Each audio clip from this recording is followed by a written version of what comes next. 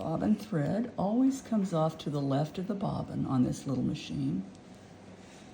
It's in here like that. And then pull it up through that little groove and let it click in that little slot right there. Like that. You open the latch to hang on to it. Put it in there like that till you hear it kind of click.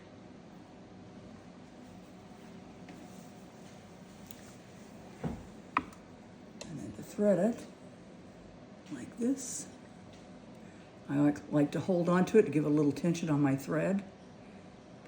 Bring it up to where that little wire clicks. Turn your hand wheel forward and raise that needle all the way up.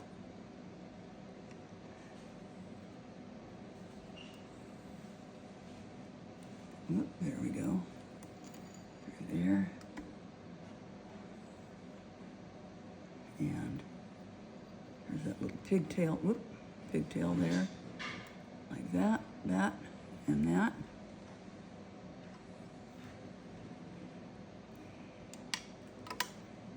And sometimes it's easier for me to see the eye of the needle if I hold my finger behind it.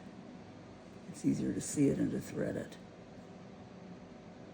And the needle has a flat side, which always goes left, but then it threads right to left. Raise your little presser foot up, rotate your hand wheel forward, and hold this tail. And it'll pull that little bobbin thread up.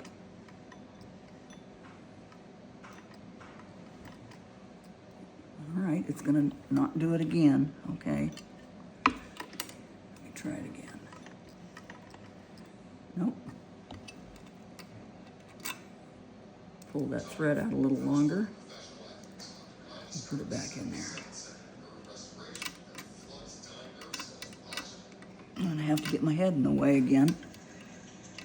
There we go.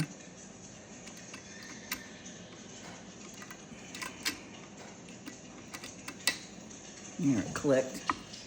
Okay, here we go. And there's that bobbin thread, just like that. Sometimes it helps to have a pair of tweezers to pull it up. Pull it behind like that. And here is a leader cloth to start and end your sewing lines with, or seams with.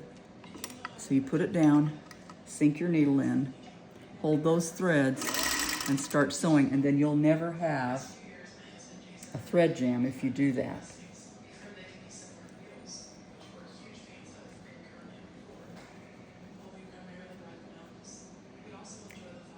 And then you can sew a line of stitching. There's a little guide on your needle plate. There's 1/4 of an inch so that you can sew a straight line like that. And as you get to the end of whatever it is you're sewing, sew off onto another leader cloth, just like that. And that way you'll be ready to go again. You can cut this other leader cloth off to use for next time. Just like that.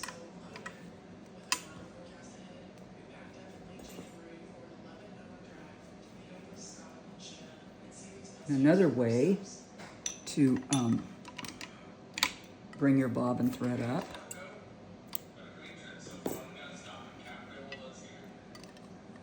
is on your leader cloth.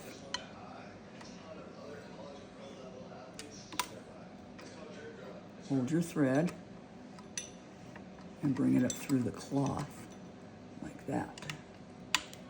There it is. Pull your thread out a little bit.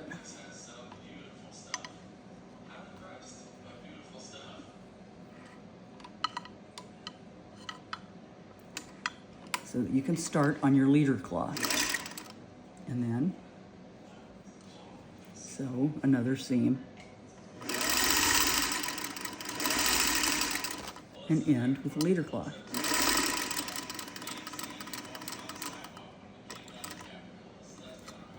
And cut it off.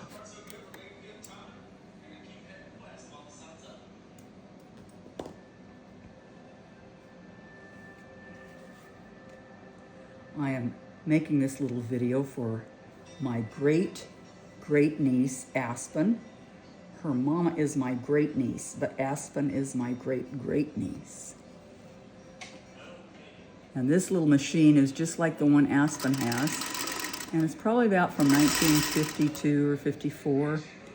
So this little machine is, I don't know, 60 or more years older than Aspen. And it will last Aspen her whole life, and the whole life of Aspen's daughter too, if she takes care of it, keeps it oiled.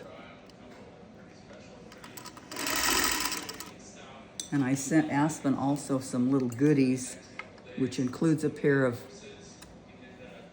fabric dressmaking shears and a padlock for them so that only she can use them for sewing and cutting fabric and thread and not paper or anything else. And there's a lock that she can put on it so that nobody can use them but her or her mother. And that way they'll stay sharp forever.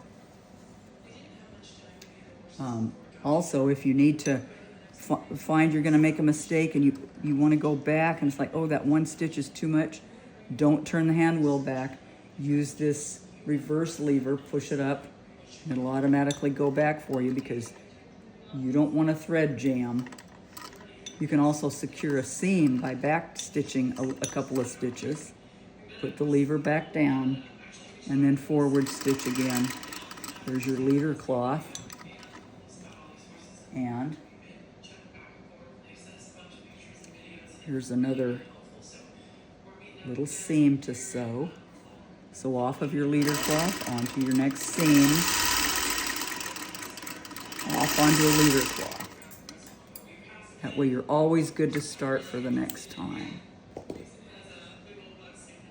Just like that.